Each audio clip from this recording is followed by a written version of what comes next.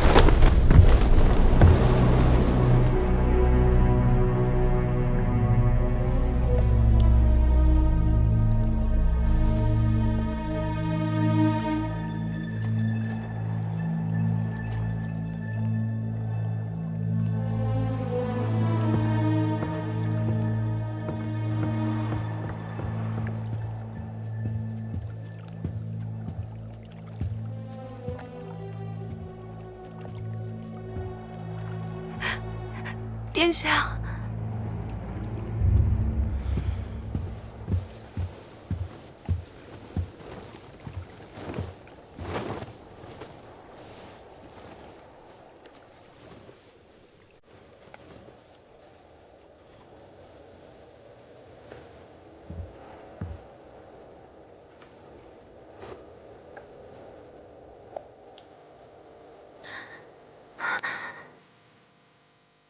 殿下，臣方才不知怎么惹得任大人生气，对我出剑。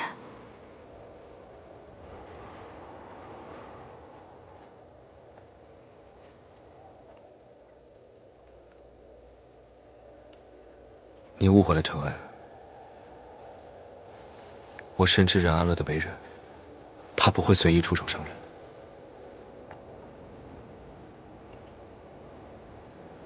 帝小姐如此惊惶无措的样子，哪还有半点太子妃的风采？既然不行的话，就早日打道回府吧。任安乐，帝承恩是我等了10年的太子妃。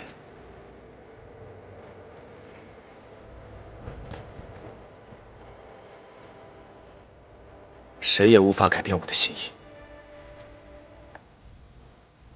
谁也不能将你轻易砍低。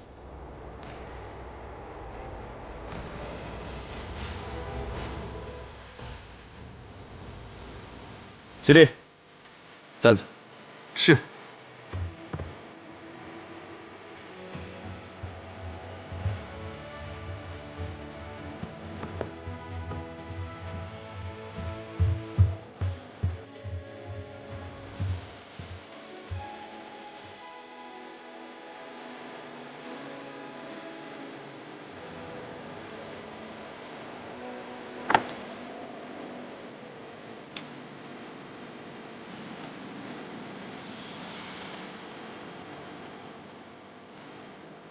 这簪子是你母亲留下的，你若是看中了谁，就当众戴在他的头上。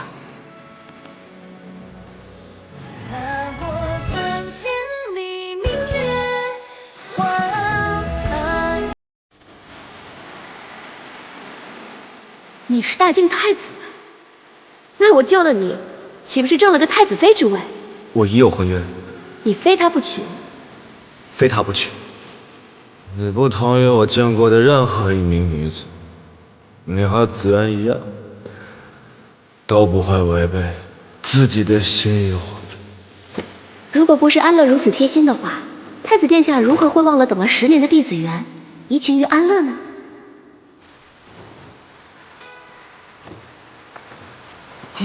太子殿下，你害羞了？就算当不了太子妃。 我也要在离你很近的地方，看看你的心究竟为谁而跳。此人，太祖有遗旨，封你为太子妃，太子妃之位只属于你。然了，寒夜会娶嫡子园，他不会把太子妃之位。 给天下任何一个女子，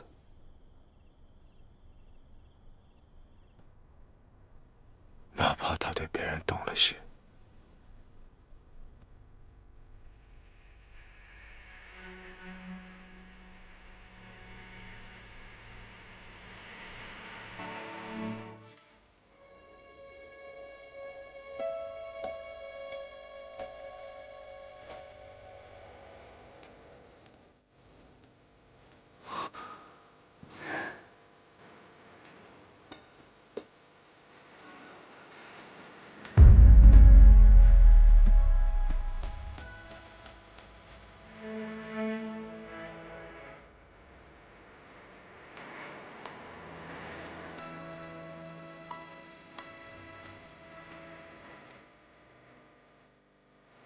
太子可还把本宫的话放在心上？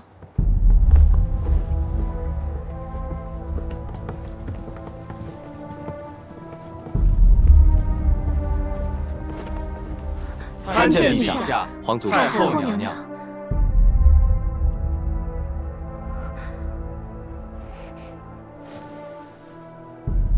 臣记得皇祖母自幼教导：口言之，身必行之。 臣作为大靖储君，当做表率。臣曾说过，太子妃之位非帝承恩不可。如今便是践行诺言的时刻。你倒是还记得自己是大靖储君，那可记得她是叛贼之女？帝家之罪，与承恩无关。更何况他已经在岱山上被囚禁了10年。 如今又遵循圣意改名承恩，皇祖母无论如何都不应该因当年之事迁怒于他。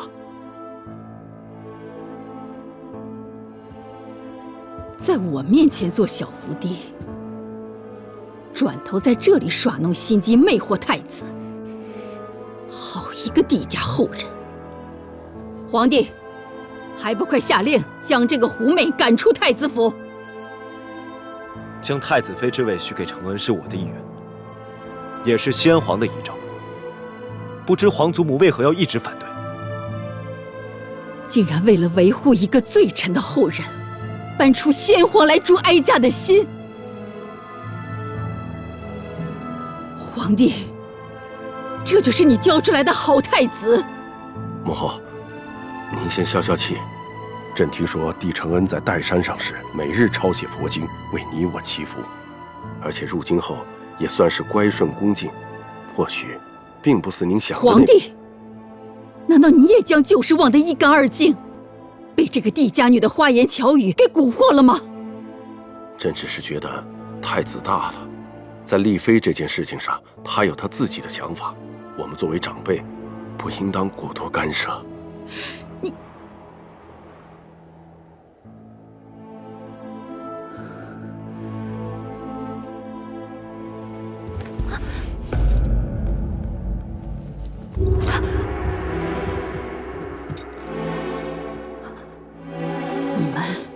你们尽管胡闹，只要我还是大靖的太后一日，帝家女就绝不可能入太子府。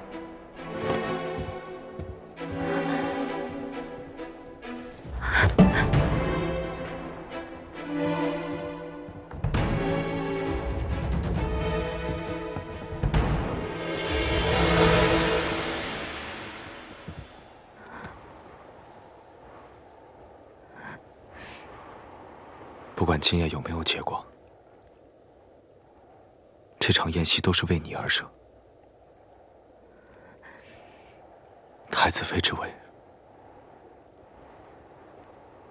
永远都为你而留。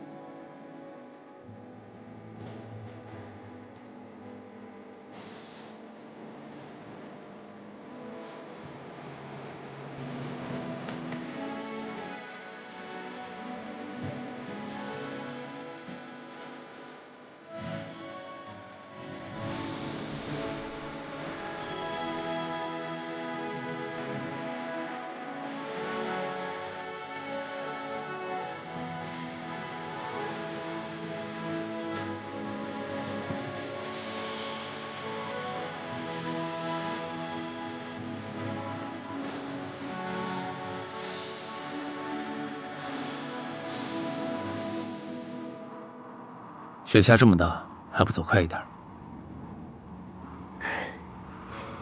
洛明熙，你方才是没见着，我在晚宴上，我的剑寒夜都被我迷住了。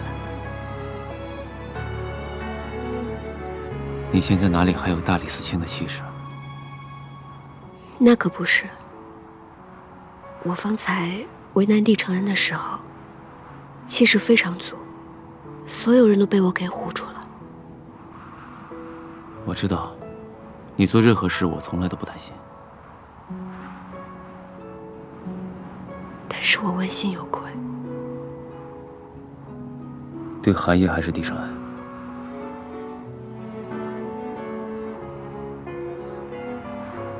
对九泉之下的父亲问心有愧。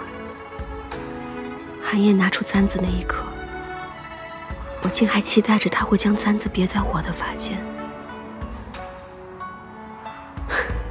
我到底在想什么呀？那可是韩家的簪子。子安，我相信侯爷在天之灵，他一定会理解你的苦楚。我想回侯府走一走。我陪你。不必了，有些话，我想一个人对父亲说。那也好。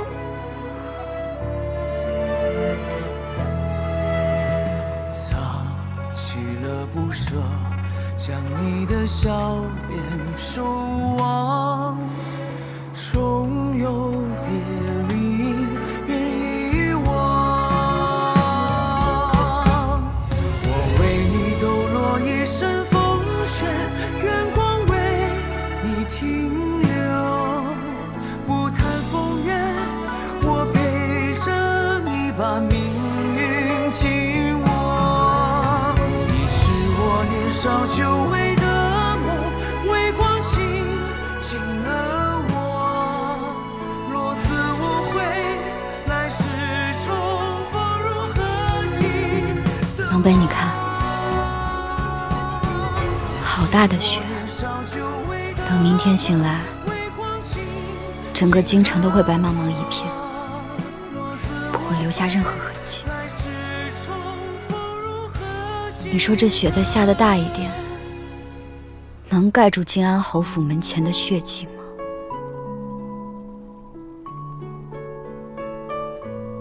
属下只知道，这雪要是再下去，将军就该病了。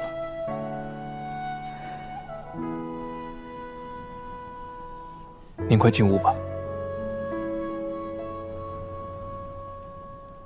这帝家女处心积虑要嫁入韩家，一定是在筹谋如何卷土重来。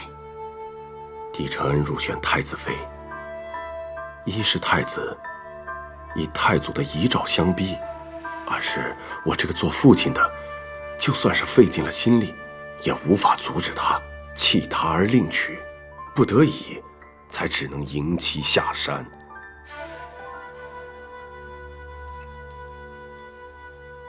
但是母亲您放心，倘若他别有用心，我就借这个机会，让帝家彻底断后。不过，如他诚心归顺，他对我们来说大有好处。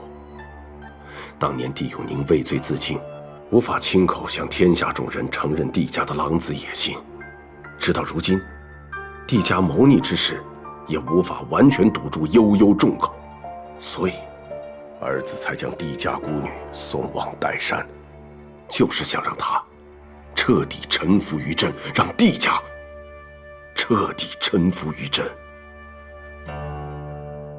帝承恩入主太子妃之位，对于太子来说是先帝遗训、君子之诺，但是对于儿子来说，那是驯服帝家的筹码，是秘而不宣的缘由。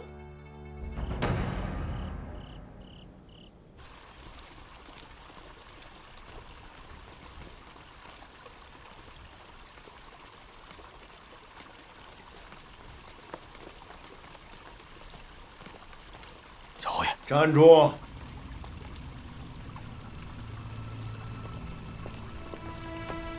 侯爷，你知不知道我费了多大的劲儿，才把你从流放西北换成了江南？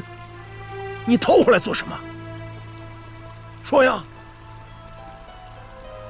你是不是又闯祸了？没有，我真的没有，我就是想爹了。少来这一套！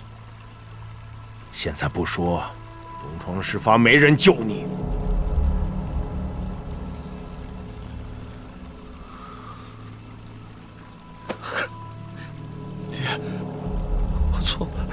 我真的错了，求您帮我！现在只有您能帮我了，爹。发生了什么？你说。老爷，小侯爷到了江南以后，酒后奸杀了钟家的长女钟景，事后想要放火毁尸灭迹，没想到，失手把钟家满门都烧死了。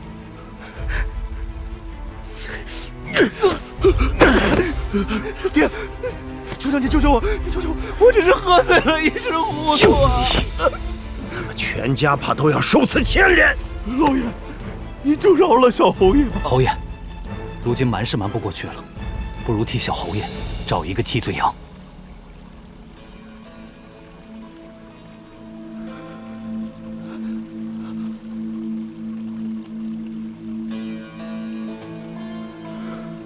查明钟家情况，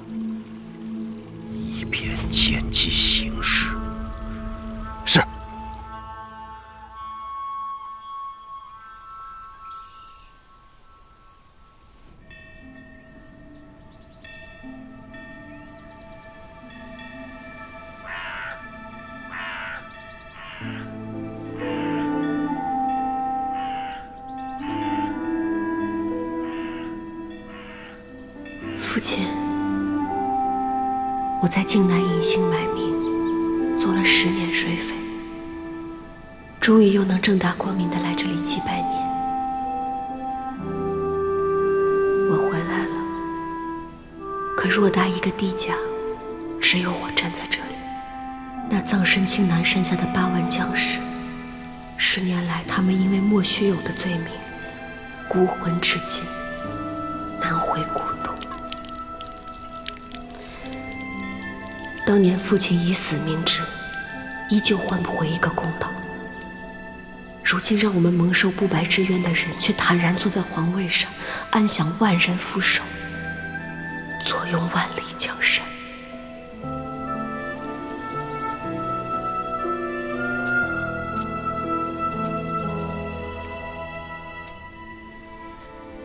父亲，我定会还帝家一个清白，定会让韩家亲口在全天下人面前认错，让8万将士有安魂之地。女儿心如磐石，不会为任何人动摇。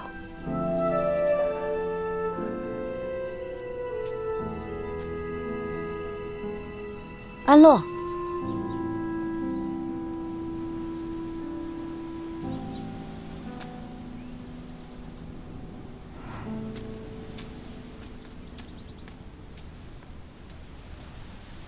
你怎么会在这里啊？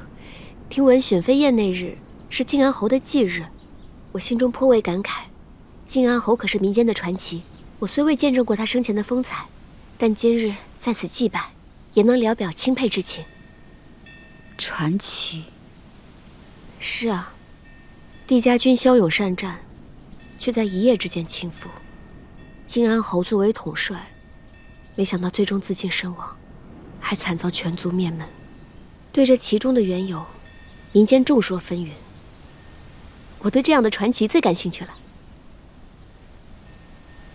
英雄被迫以死明志，8万帝家将士埋骨黄沙，何其悲凉，何其惨烈！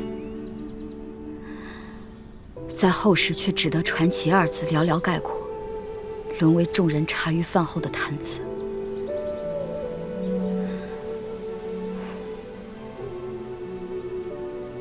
安宁，我对这其中的隐情好像了解的不是很清楚。不过既然你们都记得靖安侯，那他就没有真正的死去。不打扰你缅怀旧人了，我先走了，改日一起喝酒。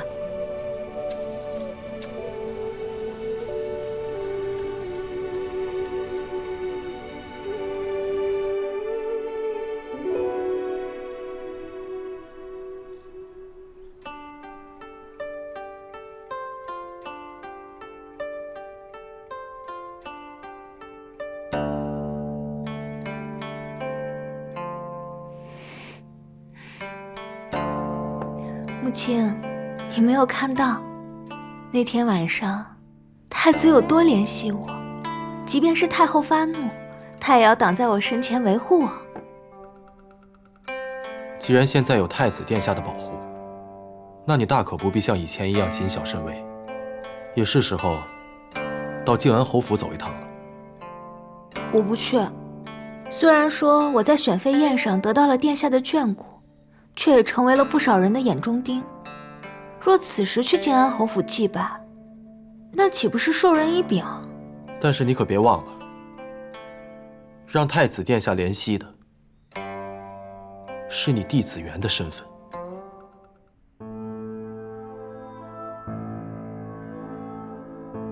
可是让太后和陛下所忌讳的，也是我弟子元的身份。若我现在去靖安侯府祭拜，一定会惹怒他们的。母亲，你没有看到昨晚太后的眼神有多可怕？若不是殿下挡在我面前，她怕是要当场杀了我。可殿下还说会在侯府等着你，你若不去的话，怕是会露出破绽。我不去。在太子眼中，我不过是为了自保，他会对我更为愧疚怜惜。既然不去利大于弊，我为什么要去？我只是担心殿下会起疑。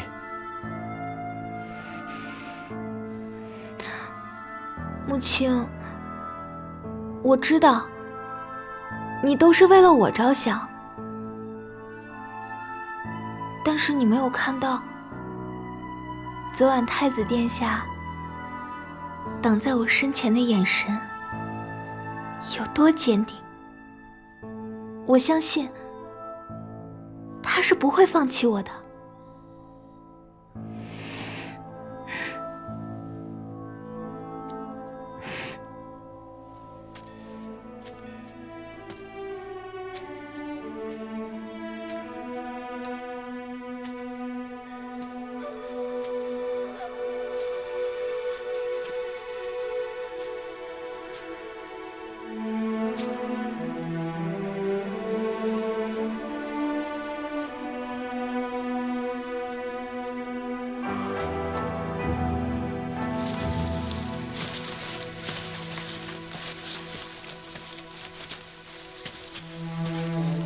太子哥哥，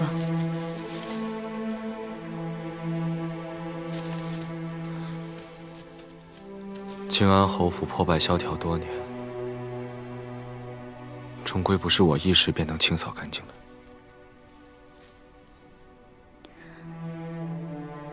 子渊没有和哥哥一起来吗？他应该是因为生病未愈，所以才无法前来吧。哥哥何必自欺欺人？你我都知道，他是明哲保身，为了坐稳太子妃之位才不来。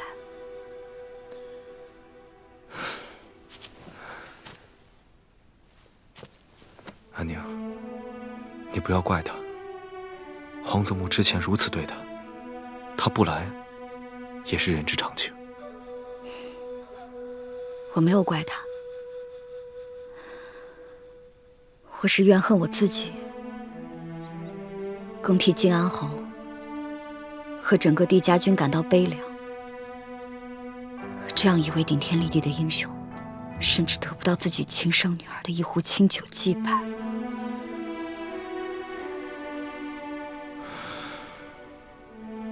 靖安侯和帝家军一样，都曾为我大靖浴血奋战，都是顶天立地的英雄。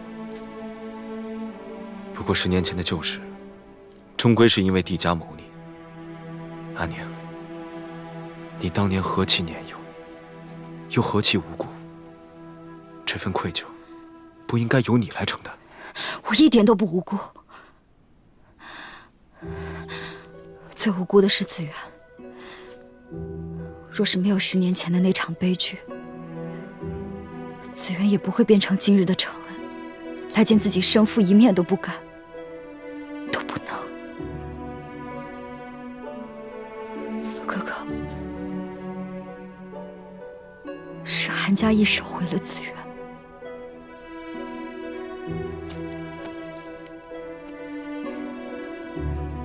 10年的岱山求剑，如今在他身上，竟不见半分的当年模样。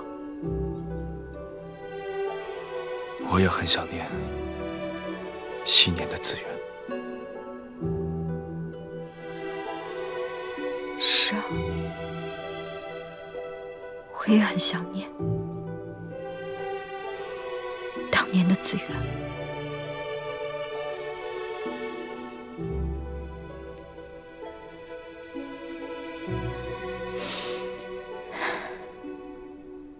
不过子渊没来，我方才碰到了另一个人。骆明熙也来了。是安乐。你可知我看到安乐的时候在想什么？我在想，若是当年子渊没有被送上岱山，他如今会不会也活得这般恣意坦荡，潇洒行走于天地间？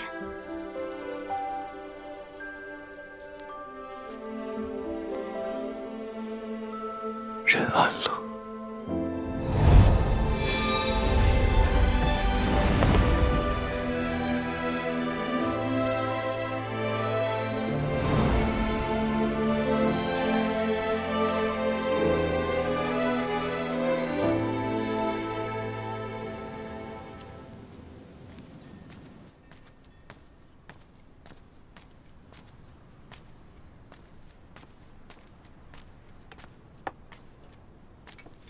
击败回来，思绪可有平静些？帝家现在如此的落魄，能够为帝家平反的只剩我一人，这样我更要心无杂念，才能够复仇成功。你说的杂念，是指寒夜吧？是。我没有办法欺骗我自己，说昨晚我所说的一切都是因为酒后胡言。寒夜，我确实是为他动心了。可是我心里也很清楚，比起儿女情长，更加重要的是帝家的8万孤魂。所以，我不会再让自己在这段感情当中沉溺下去了。不管是真情还是假意，我要做回我自己。子安，在我面前，你永远可以做最真实的自己。在扮演任安乐的这些年，只有在你面前，我才最轻松、最自在。我去祭拜的时候，安宁也来了。安宁，你没露出破绽吧？安宁从前最是单纯率真，可是久别重逢，不知是怎么了，总感觉她好像有些敏感。此事我会去查，不过仅凭祭拜，他也难以联想到你的身份。还有一事，钟家灭门案和古云年有关。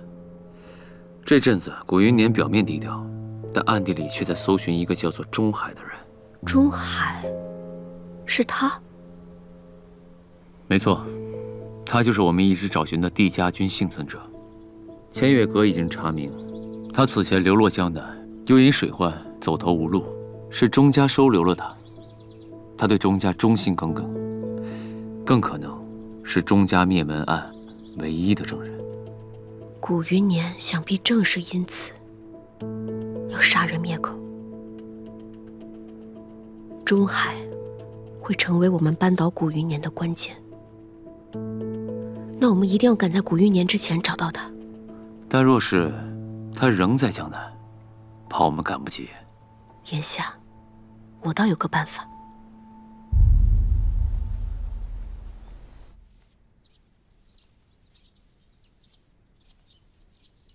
太子殿下，请。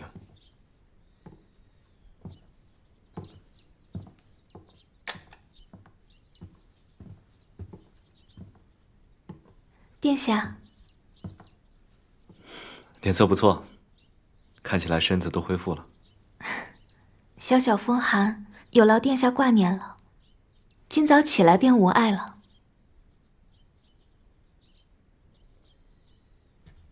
你在练字？我闲来无事的时候写了些诗词，殿下见笑了。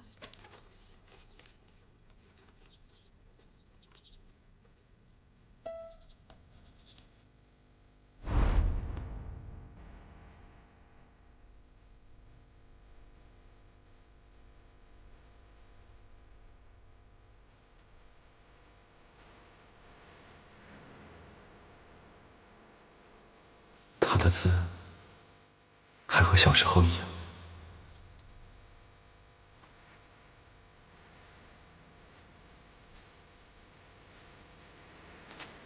还记得你以前为侯府题字，闹出了风波，为此我还被陛下训斥过，你可还记得？那时我只有8岁，许多事情已经记不太清楚了。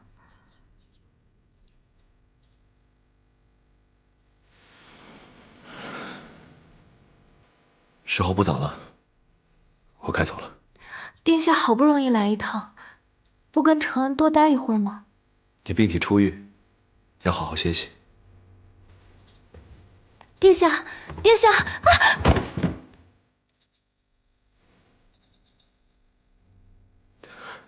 你没事吧？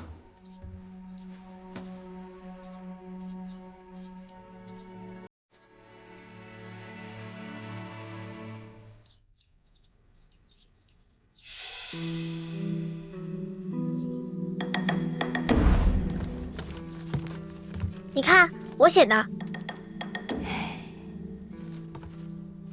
你帮我拿着。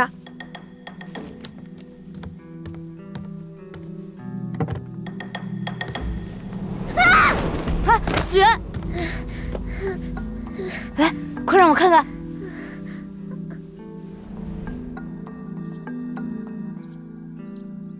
殿下，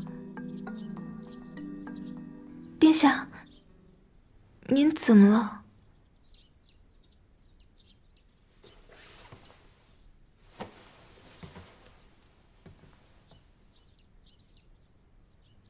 殿下，我没事，想起来我还有些公事要处理，改日再来看你。殿下是不是新依人大人？若殿下觉得有负于任大人，将来可以迎他入太子府。你想多了。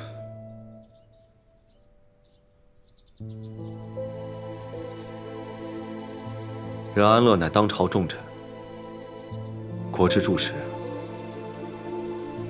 我不会将他引入太子府。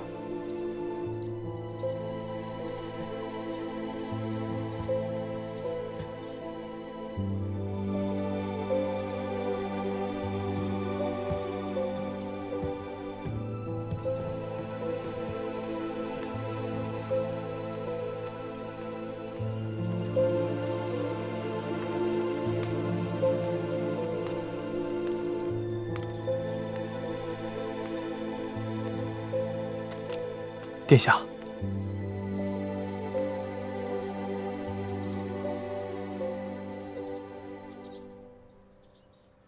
你可相信，10年改变的不只是一个人的脾性，甚至连身上的伤疤都荡然无存。属下只知道，世事无常，人心莫测。你立刻派人去调查，岱山上这10年到底发生了什么？是。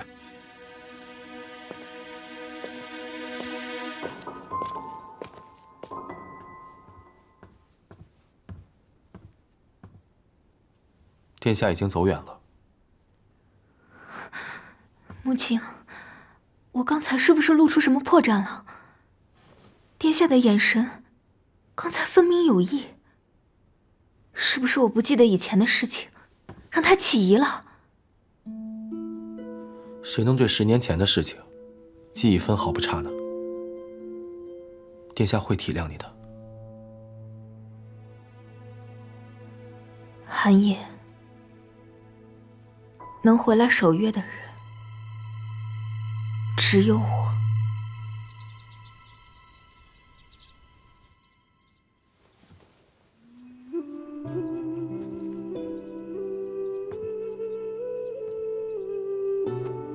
靖安侯戎马一生，可短短10年，却已无人记得。我怕我离开西北太久了，也会和他们一样，渐渐的遗忘。可是英雄，即便是死了，他们还是英雄。属下会跟将军一样，永远记住他们。只要我们不忘记，他们便不算真正的死去。你竟和安乐说了一样的话，你相信帝家没有叛国？他们是清白的吗？帝家若非忠义之士，又怎会让将军10年都念念不忘呢？冷北，这10年，我的心就像压了一块巨石一样，没有人可以倾诉。没想到，你竟能理解我。将军的心事，随时可以跟我说。您先去歇息一会儿吧，整理文书的事情，就交给属下来做。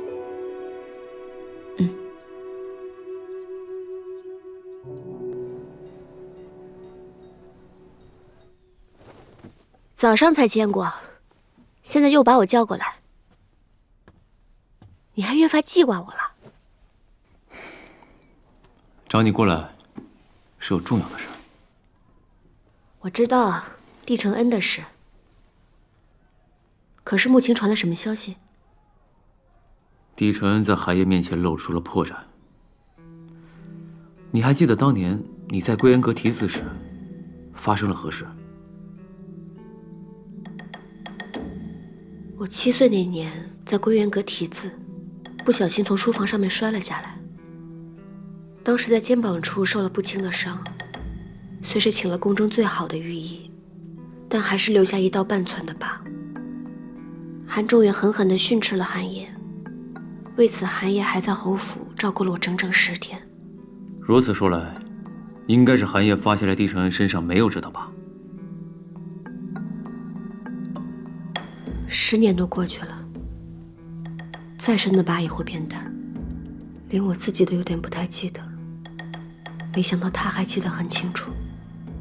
就算他记得也无妨，你既已决定和他保持距离，只要不过分靠近，他断不会发现。不错，帝承恩那边也无需刻意弥补，现在让他多1道疤，也不过是此地无银300两，引人注目罢了。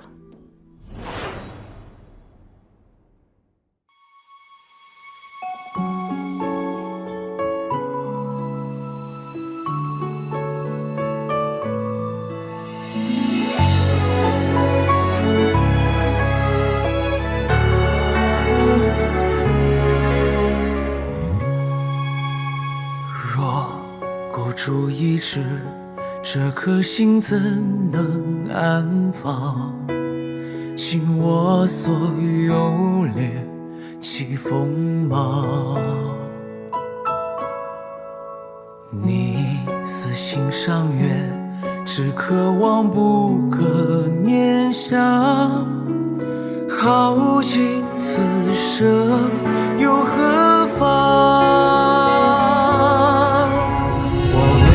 抖落一身风雪，愿光为你停留。不谈风月，我陪着你把命运紧握。你是我年少久违的梦，微光倾醒了我。若此无悔，来世重逢，如何记得？